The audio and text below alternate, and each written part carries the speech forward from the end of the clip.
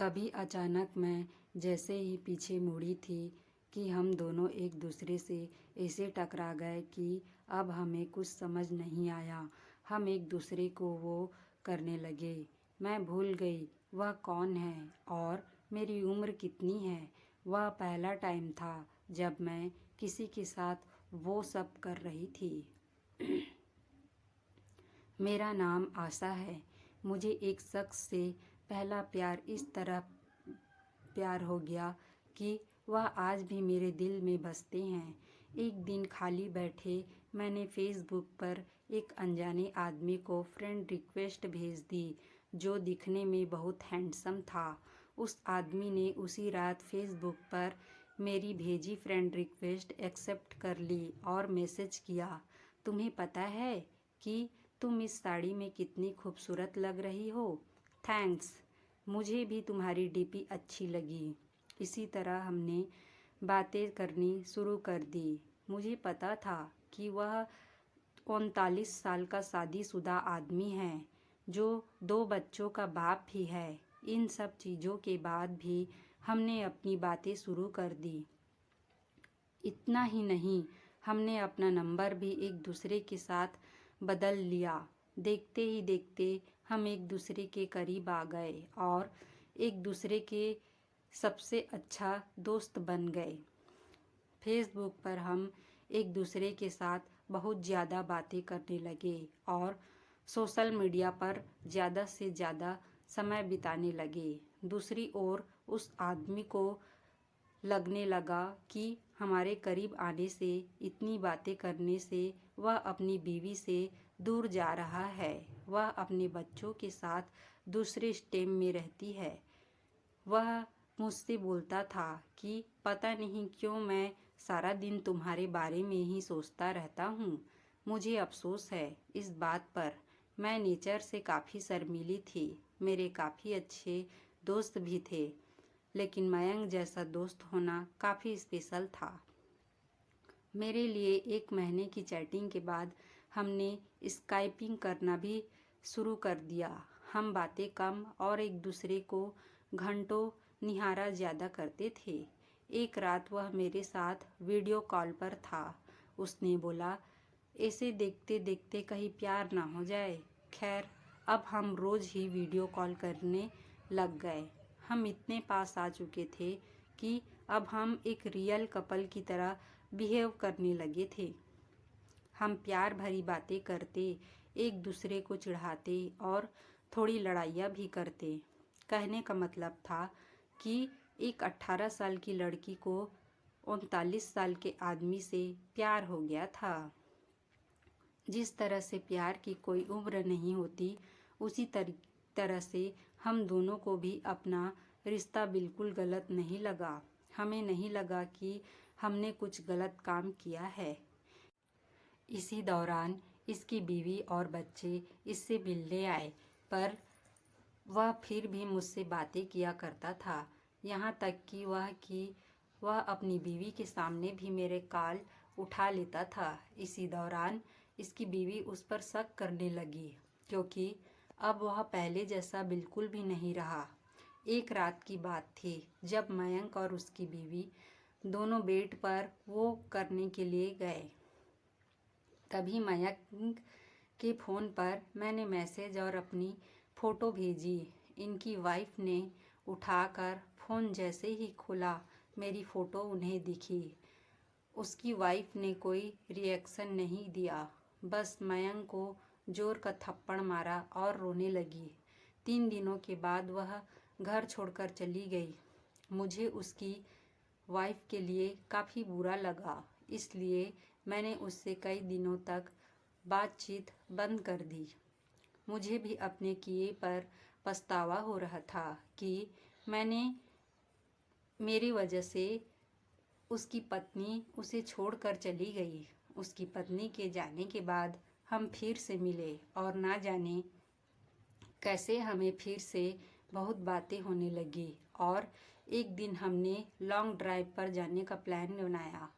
उसने मुझे बहुत अच्छे अच्छे जगह घुमाया। उसके साथ रहकर मैं भी सब कुछ भूल गई थी कि मेरी क्या मर्यादा है और मुझे ऐसा करना चाहिए या नहीं। मुझे कुछ भी याद नहीं रहा कि मैं क्या कर रही हूँ। मैं उसके साथ बहुत खुश रहने लगी। उसी शाम उसने मुझे अपने प्यार का इकरार किया। मुझे सिर्फ तुम ही चाहिए और कुछ नहीं। अपनी जवानी में मैं काफ़ी सारी लड़कियों से मिला, पर तुम ही एक ऐसी लड़की हो जिसने मेरा दिल चुराया है। वहाँ कुछ देर के लिए शांति छा गई। फिर उसने मुझे बोला, अपने प्यार का इजहार मेरे सामने रखा। उसकी आंखों में आंसू थे। हम एक दूसरे को वो करना चाहते थे और गले लगाना चाहते थे। एक दूसरे दिन मुझे एक मैसेज मिला जिसमें उसने लिखा था, हे डार्लिंग, आई लव यू, लेकिन मेरा परिवार भी है, मेरी कुछ ड्यूटीज़ भी है। यह मेरा तुमको आखिरी मैसेज है। मुझे प्लीज़ कॉल या मैसेज मत करना, मैं तुम्हें ब्लॉक कर रहा हूँ। मुझे ऐसा लगा कि मानो मैं शादी के बाद विधवा बन गई हूँ। मैं बुरी तरह से टूट चुकी थी, काफ़ी परेशान थी। 3 महीने बीत जाने के बाद मैं एक लड़के के साथ रिलेशनशिप में आई। फिर एक दिन मेरे पास किसी दूसरे नंबर से मयंक का मैसेज आया, आशा, इज़ दैट यू? प्लीज़ मेरा लाइफ में दोबारा वापस आ जाओ, मैं तुम्हारे बिना नहीं रह सकता। मैं समझ गई कि यह उसी का नंबर है और फूट फूट कर रोने लगी। 1 घंटे की चैटिंग के बाद मेरा दिल फिर से पिघलने लगा। मेरे बॉयफ्रेंड को इन सब चीज़ों के बारे में कुछ नहीं पता था। मैंने उससे सब कुछ छुपा कर रखा था। मैंने उस पूरी रात केवल मयंक से बातें की। एक दिन मयंक ने मुझे अपने घर पर लंच के लिए बुलाया था। मैंने हाँ कर दी और चली गई। घर जाकर मैंने देखा कि वहाँ केवल मयंक था। मयंक के बीवी बच्चे कोई नहीं था। उसने मुझे अंदर बुलाकर फ्रेश होने के लिए बोला। उसने ढेर सारी बातें की और खाने की टेबल सजाई। मेरे लिए यह सब नया था। मैं केवल इधर उधर देख रही थी। तभी अचानक मैं जैसे ही पीछे मुड़ी तो कि हम दोनों एक दूसरे से ऐसे टकरा गए कि अब हमें कुछ समझ नहीं आया। हम एक दूसरे को वो करने लगे। मैं भूल गई वह कौन है और मेरी उम्र कितनी है।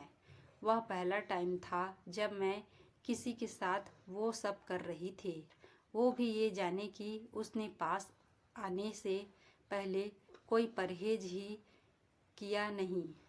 मुझे दर्द का एहसास हुआ और मैंने अपनी सब कुछ मयंक को सौंप दी, जिससे मैं बेहद प्यार करती थी। फिर मयंक मुझे प्यार से उठाकर बेडरूम में ले गए और वो सब किए। दर्द इतना था कि मुंह से आवाज़ें आ रही थी और कितनों बार जोर से चिल्लाई थी, पर प्यार में दर्द भी मीठी लग रही थी। फिर मैं उसी दर्द भरी हालत में घर वापस आ गई। दूसरे दिन मुझे काफ़ी अच्छा महसूस हो रहा था। अब मुझे पूरी तरह से एहसास हो चुका था कि वह मुझे कभी नहीं छोड़ेगा। अब मैं प्यार पाने के लिए इतनी ज़्यादा एक्साइटेड नहीं थी। मुझे कहीं ना कहीं महसूस होने लगा था कि मैंने गलत किया है। अपने आप को खोकर मैं खुश नहीं थी। अपना पहली बार पहले वह सब के बाद मेरी सोच काफ़ी बदल गई। मैं एक औरत बन चुकी थी। उस दिन मुझे पता चला चुका था कि प्यार का असली मायने क्या होता है। एक दिन मैंने अपनी फीलिंग्स के बारे में मयंक को बताया और बोला कि मुझे हमेशा के लिए छोड़ दे। उसने कहा कि कोशिश करेगा। धीरे धीरे मयंक का नाम मेरी ज़िंदगी से मिटता चला गया। मैंने उसका नंबर डिलीट कर दिया और उसने भी मुझे ब्लॉक कर दिया। फिर मैंने उसे कभी ट्रेस करने की नहीं सोची, लेकिन उसकी यादें आज भी मुझे डराती है। मैं खुश थी कि मैं इस अजीब से लगने वाले रिश्ते से बाहर आ गई, लेकिन आज भी वह आदमी मेरा पहला प्यार रहेगा।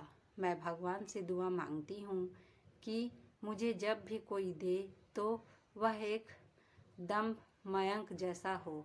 दोस्त, हमें इस कहानी से यही सीख मिलती है, प्यार और अट्रैक्शन में बहुत अंतर होता है। हम दोनों ने जो किया वह बहुत गलत था। भले ही मुझे लगा कि वह प्यार था, लेकिन प्यार ऐसा नहीं होता। प्यार तो बहुत ही पवित्र होता है। किसी के लिए गलत हो वह प्यार नहीं हो सकता। हम दोनों के वजह से किसी का घर उजड़ रहा था। यह मैं नहीं चाहती थी, इसलिए मैंने उसे भुला दिया।